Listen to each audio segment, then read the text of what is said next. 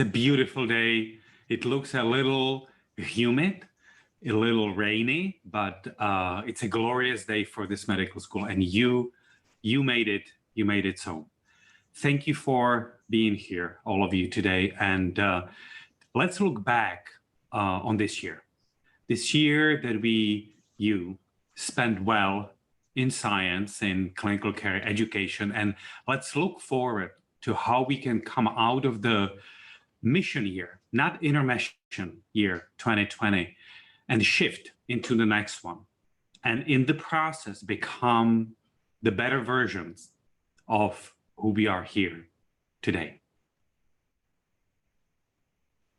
Now, I don't mean why are you looking at the screen, ad nauseum over the last 14 months.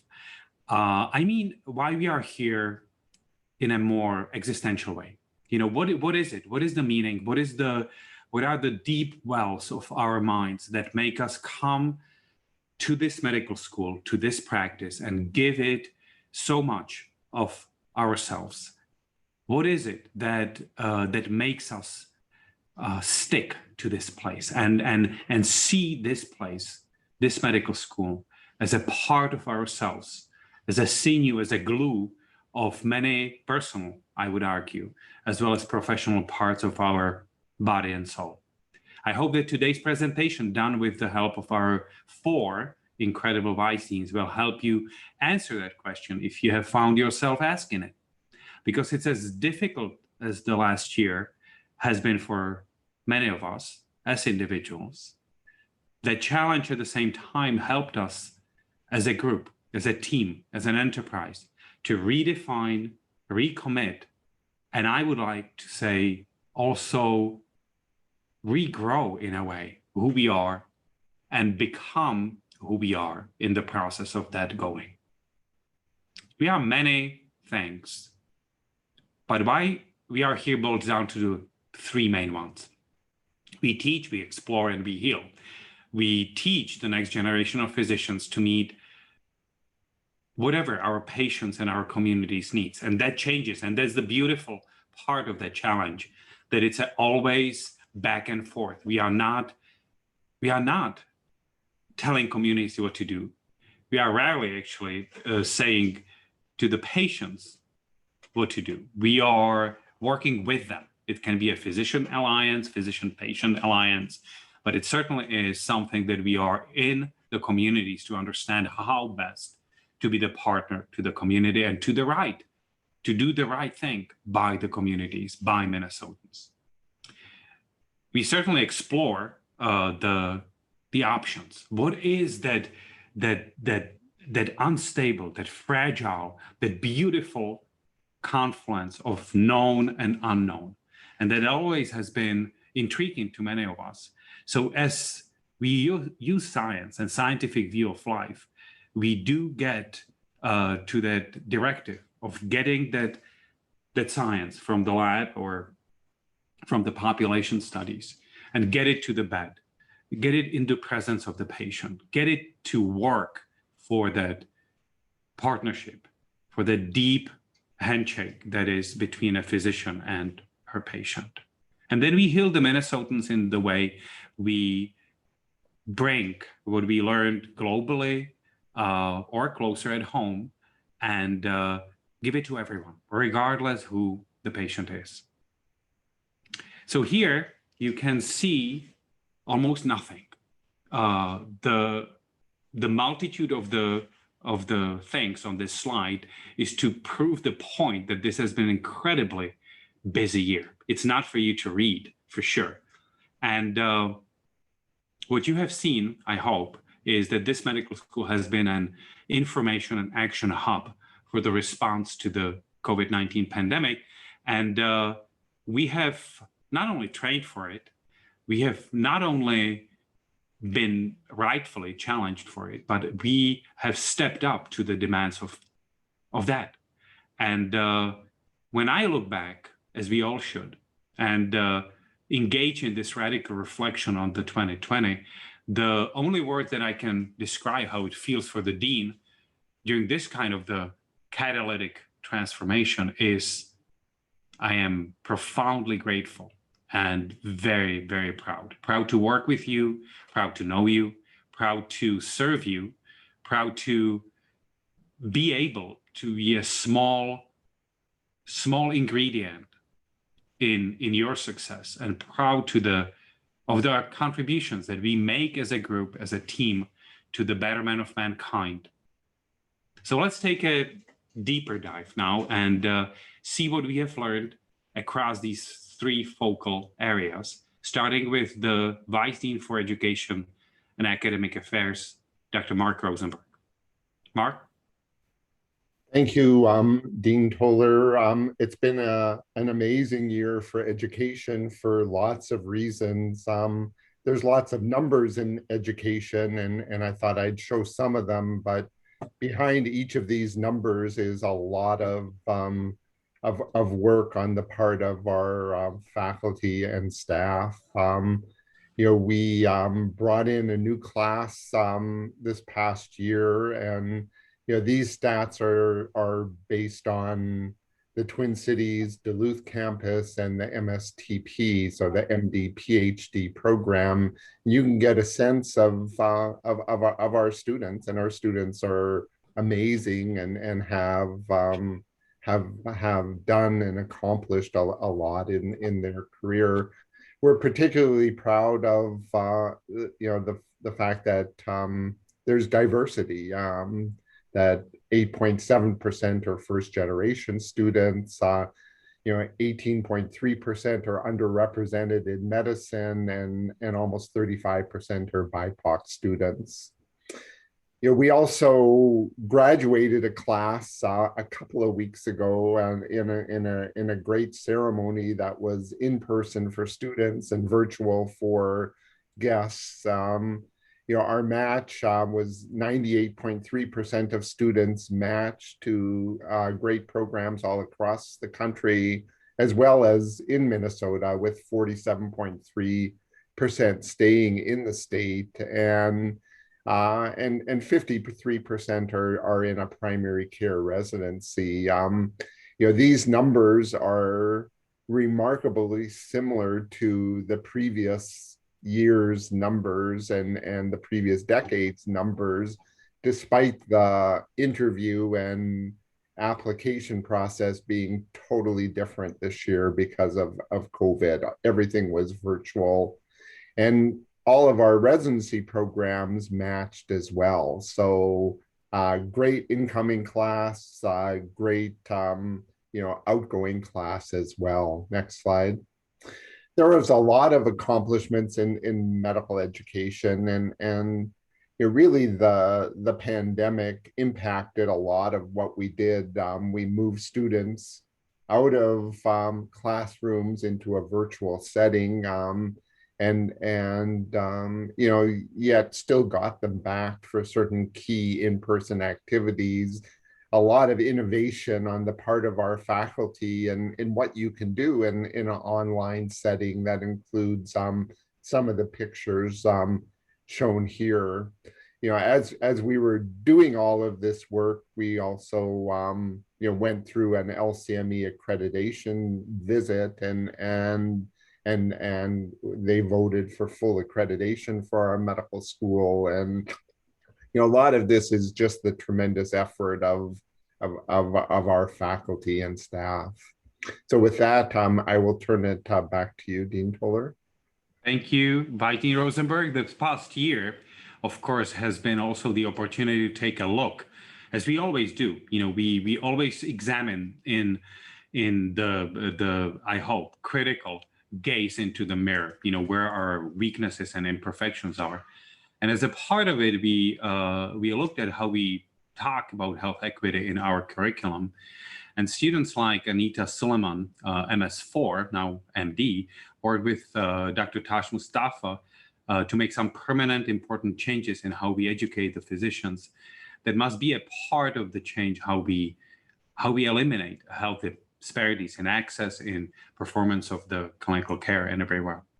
We also got to show our teaching muscles to others and live our mission, the lived reality of our mission as an institution. Things like the disaster preparedness course created by Dr. Christina Krohn were shared with the world at a time when good information was vital.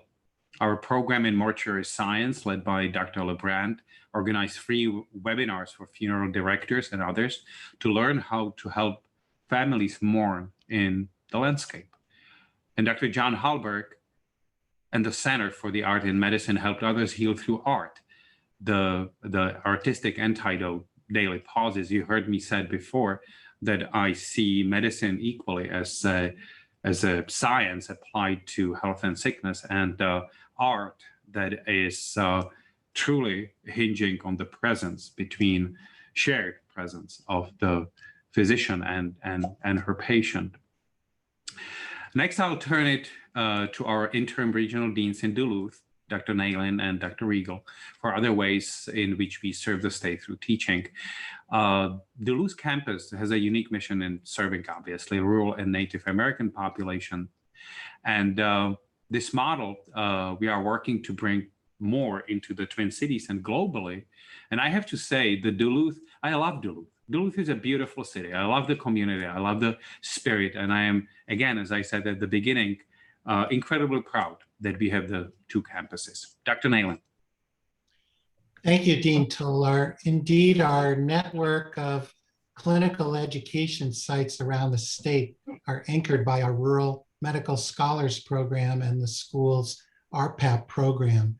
These are bidirectional locations that can share information and help each other as well as help us. And this really came to fruition as we all dealt with the pandemic and its impacts on communities. These also serve as potential hubs for IPE opportunities with other health professionals.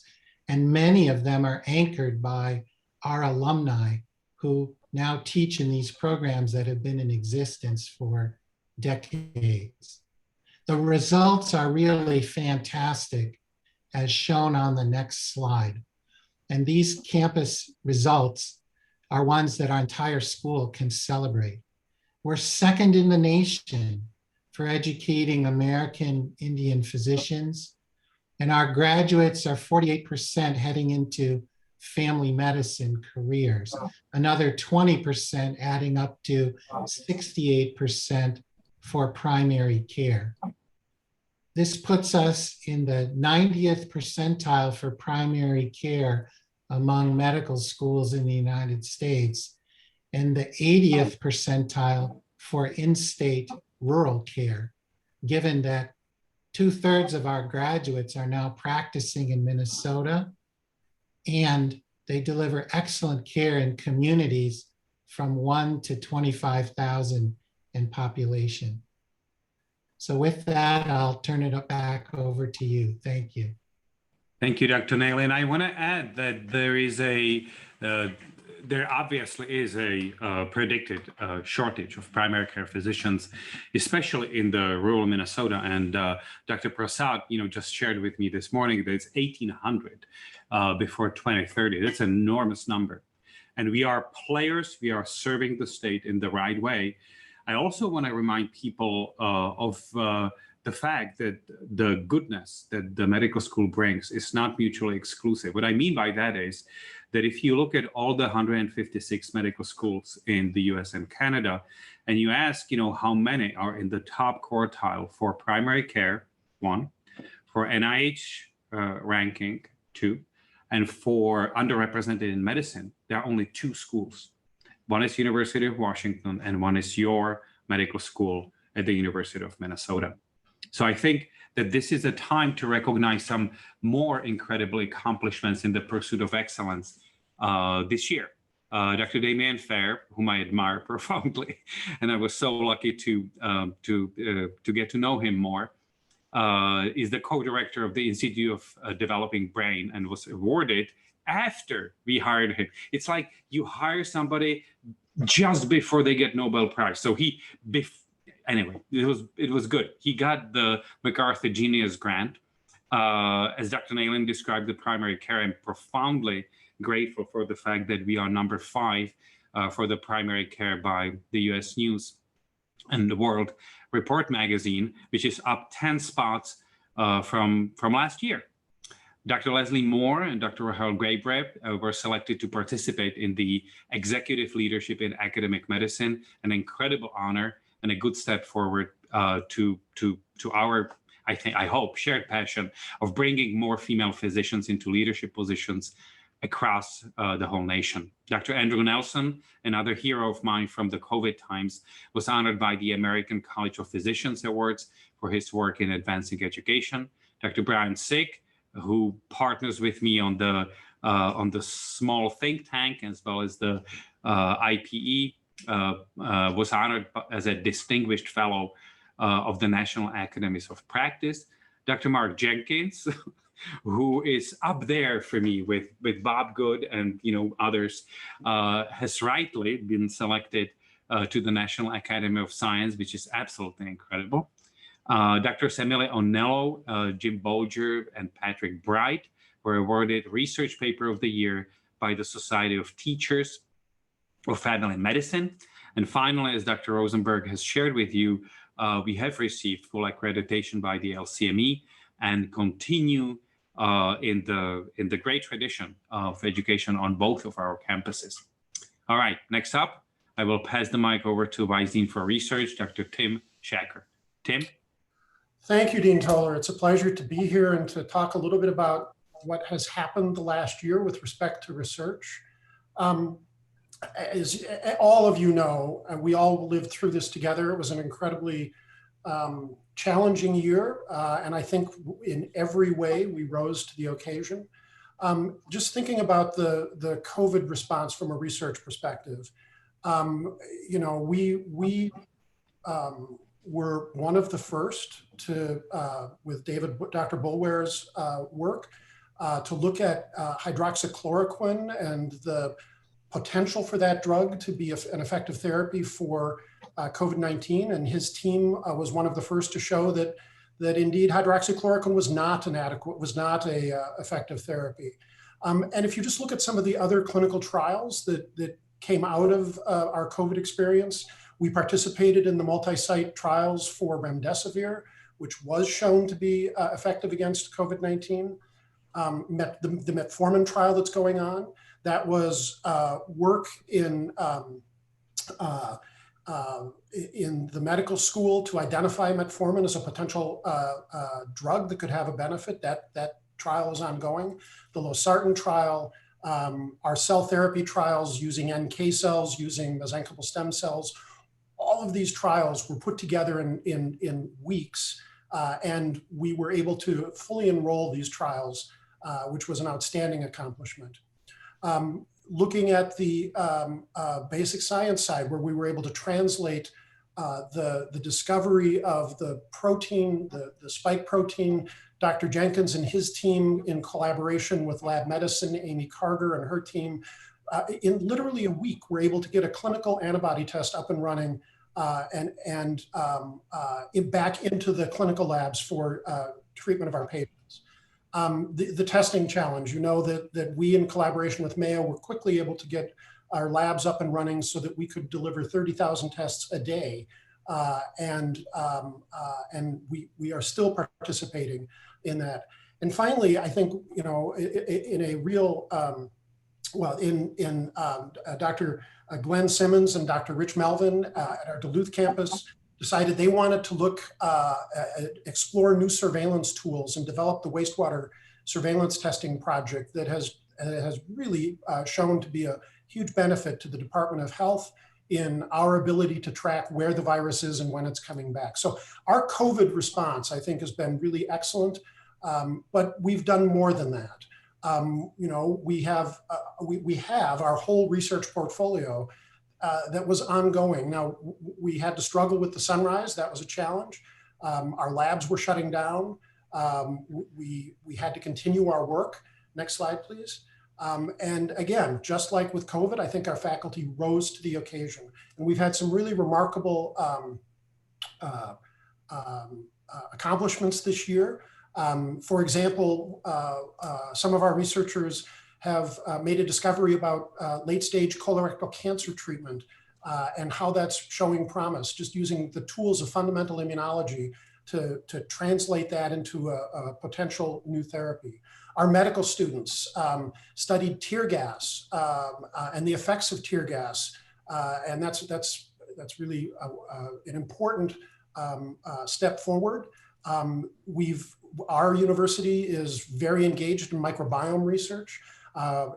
From a cancer perspective, from an infectious disease perspective, we've made great strides this past year in microbiome research. One of a group of our researchers were able to uncover a new way to detect ovarian cancer that has the potential to be transformative. And then, of course, in our one of the areas for which we have such great strength in the area of adolescent and childhood obesity, the research has led to an FDA approval of a new anti-obesity medication for adolescents. So, I really want to thank everyone who has worked so hard this past year under really extraordinary circumstances, because I think we've risen to the occasion. So thank you. Back to you, Dean Tolar. Thank you. I think Dr. Riegel is next. Yeah, I'm just going to tell you a little bit about Duluth Research. Our Duluth Research is multifaceted. It reflects the broad expertise of our faculty in our two departments, Biomedical Sciences and Family Med and Biobehavioral Health. Now, in Biomedical Sciences, our focus is on neuroscience and multidisciplinary research. We span the basic sciences from molecular biology and genetics up to physiology, pathology, always with an eye to health issues relevant to rural and Native American communities. Now, in family medicine and biobehavioral health, again, the focus is on health issues relevant to rural and Native American communities, with biobehavioral health and community-based participatory research as their focus. And of course, our Memory Keepers MDT focuses on health equity and is investigating the interplay of diabetes and dementia using, again, community-based approaches in rural and Native American communities. Now here you see some examples of research. Dr. El-Absi works on resilience, launched a project very quickly with COVID, looking at resilience during COVID when all of us were stretched to the limit. And he continues to share his research and his results at monthly seminars. Dr. Mary Owen stepped up in a major way. She fights diligently to get Native Americans access to PPE and other resources during COVID. And as a result of this, Dr. Owen and her colleagues published their work in the American Journal of Public Health, calling for better relational models in the whole pandemic situation. And then we have Dr. Ben Clark in Biomedical Sciences Department. And Ben has been working for more than 20 years to help train researchers underrepresented in medicine through his NIH-supported training programs.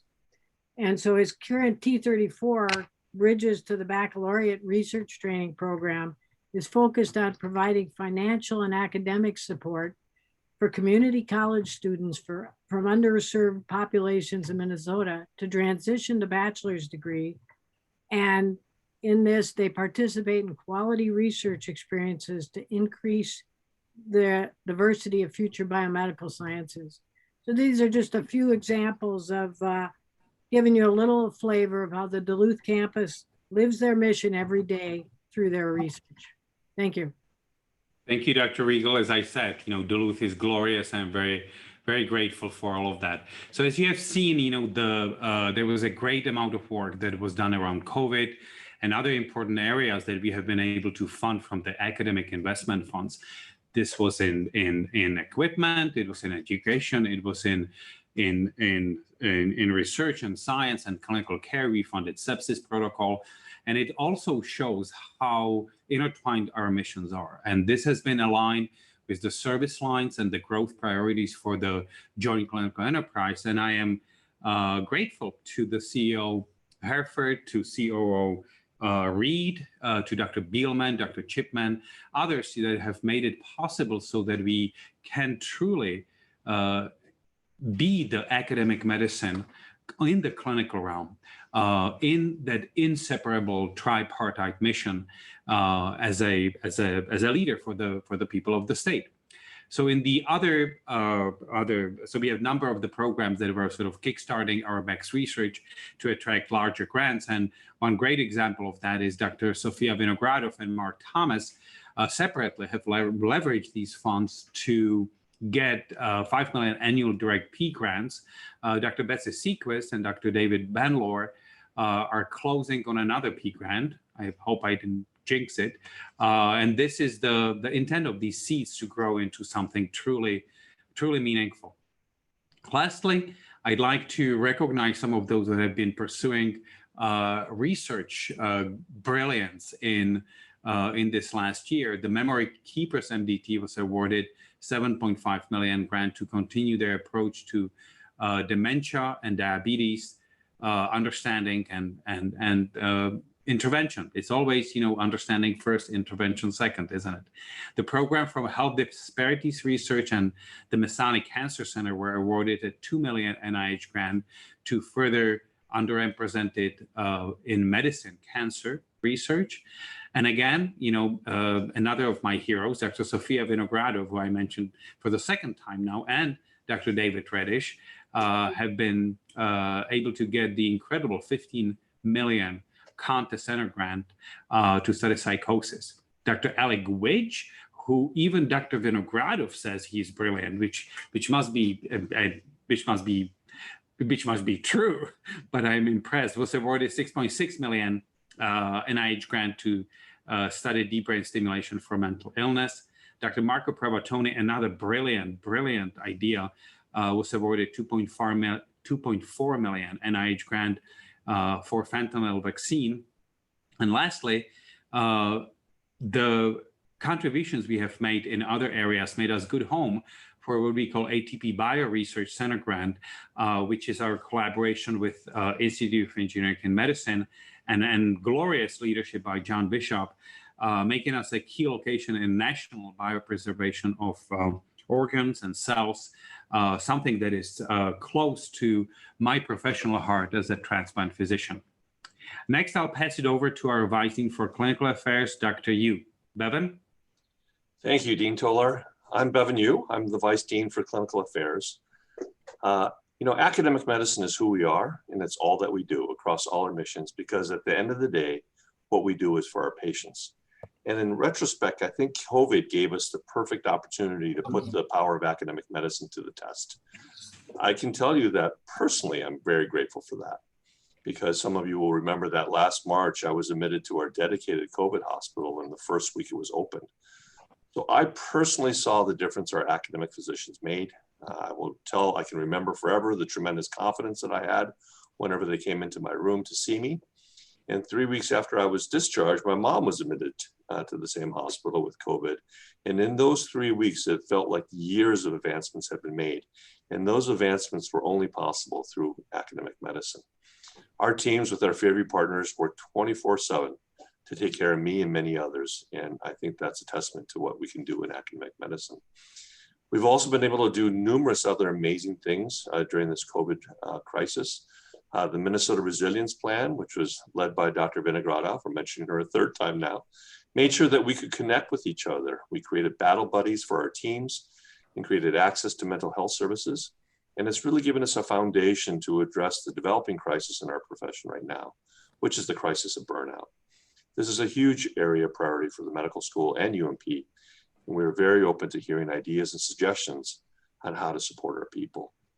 The co-venter, which was a ventilator created by Dr. Stephen Richardson, is a great analogy for how COVID-19 response at the University of Minnesota Medical School worked. We took what we had, we put it to use for our patients and the world. And Dr. Richardson saw the projected shortage of ventilators and created an easy to replicate ventilator. He made the plans open source, and now those plans to create these ventilators are being downloaded across the world. Our faculty, including the amazing engineers from the Institute of Engineering Medicine, staff, students, all stepped up to provide help with the PPE shortage. We can go to the next slide. Across the system, across the JC and within UMP, we've been focused on access. As many have heard me say, we understand that what it takes to build a practice is in this order: availability, affability, and ability. There's no question that we have the ability, but that's third. For the most part, we have a lot of affability, that's second. But availability, which is access, is a problem. We know it's frustrating to get into to see our doctors, and the wait times are too long. Our expertise and our innovative care are not useful if people can't get in to see us. So as the faculty practice at the University of Minnesota, we have an obligation, which is our land grant mission, to be accessible to all citizens of Minnesota. With our Fairview partners, we've been doing a lot of work now to work through the barriers that limit our access. And this is important for us, for patient satisfaction and for our patients. We're beginning to see some real changes now in our system. MD schedule utilization is up 5% from just a couple of months ago to nearly 90%. Our physician volumes are up 2,000 visits a day compared to before the epidemic. And the daily list of orders in Epic that have not yet been completed is really being pared down. We've reduced it by about 4,000 since March. So my thanks are to the clinicians and staffs who are working hard and innovating in this space as well. Back to you, Jacob. Thanks, Bevan. Thanks, Bevan. I want to spend a minute to thank our chairs. The chairs have been phenomenal. The chairs of the 27 departments we have led that transformation, that blend of the look back at the legacy of the school and our respective fields, and that creative transformation in a way that we have been able to position quality and safety. I know that several of you have been very focused, as I have been, on the sepsis protocol, on delivering on this. The second realm would be the access, how we populate the templates, how we really get organized in our clinics and in other operating rooms. And we are not done. We are certainly not done, but I have been tremendously impressed by the leadership of our chairs to really get this accomplished in a way that advances the joint clinical enterprise.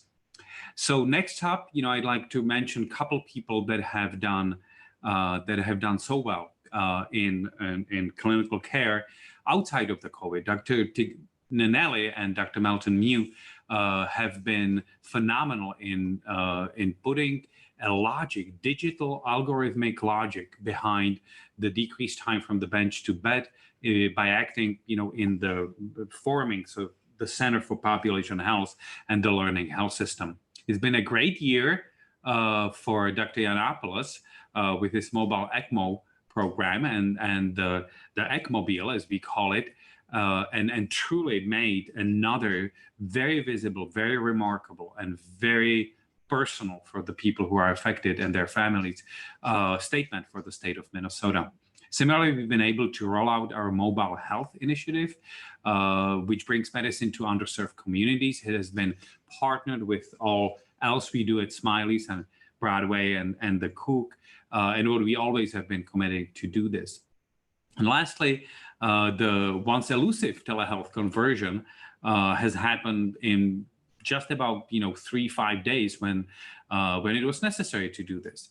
So these are some of the learnings anyway, and tangible outcomes that we will take with us when the COVID is but a distant memory. It's never going to be a COVID zero, but it's going to be something that we will take, harness, and crystallize from that fluid intelligence that we have spent our last 14 months how do we respond to the challenge, to the crystallized intelligence, which will stay in the sinews and in the architecture of this medical school and practice forever.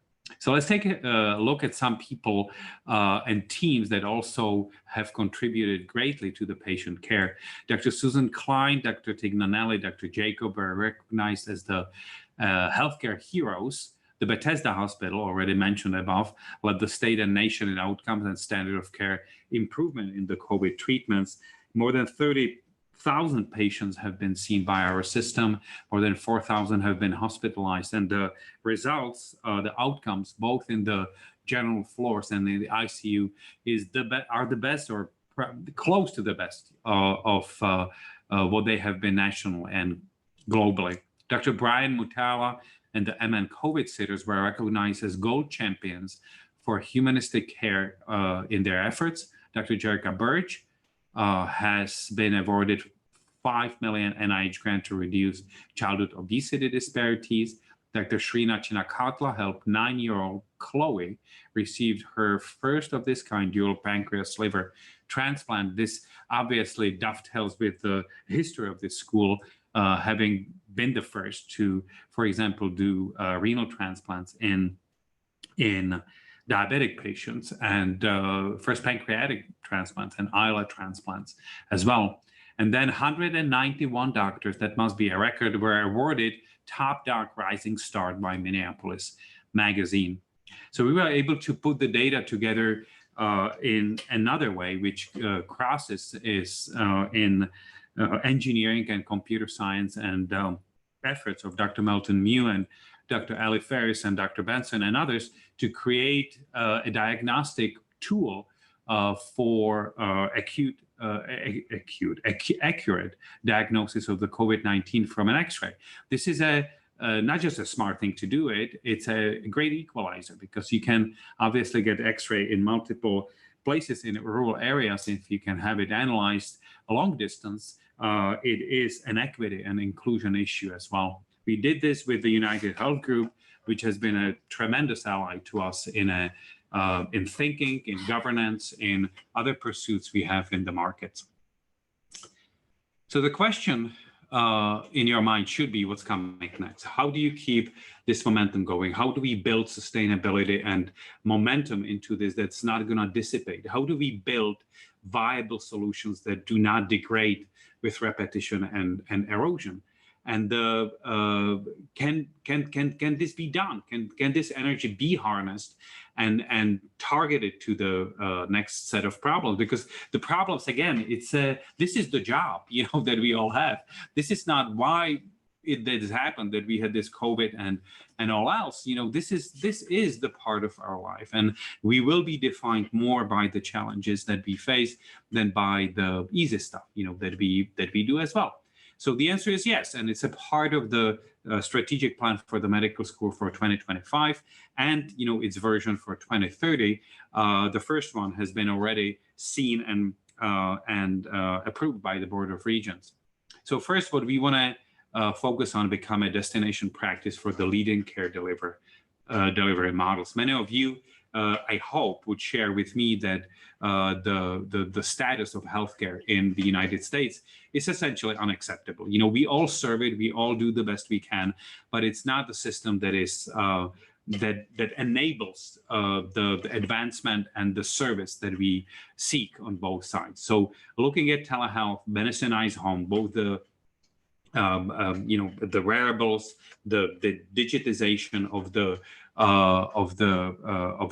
home, perhaps, and combining this into a tool that will not replace physicians, but take the robots out of our days when we type for 3 hours, our epic notes and so forth. Really get from the asset heavy system to asset agile, which is not to have no assets, obviously, but have something different. Local, super EDs, distributed around the metro and in the rural areas as well.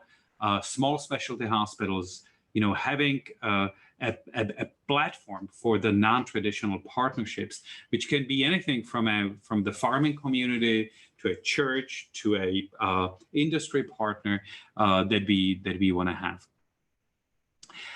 You've all heard me talk about the desire for this medical school to be ranked in the top decile. Hannah, you can flip to this slide. And it's not random. There's a sort of a horizontal and vertical part of it. The horizontal is that we are good at multitude of things. The vertical is that we do need to focus on things that have the biggest impact. Because as I learned in the lab, the small experiments, take as much effort as the big ones. And we at this medical school, we make no little plans. We focus on what is essential, what is driving, what is transformational. And so the one is our effort in geroscience, of which you will hear more, which is a bookend, the second bookend to the Institute of Masonic Institute for Developing Brain that I mentioned before. Vice Dean Shecker is working very hard with our industry friends on the Institute for Infectious Diseases. I mentioned to you the population health is going to be defining for this ability to understand medicine as a service to the larger communities.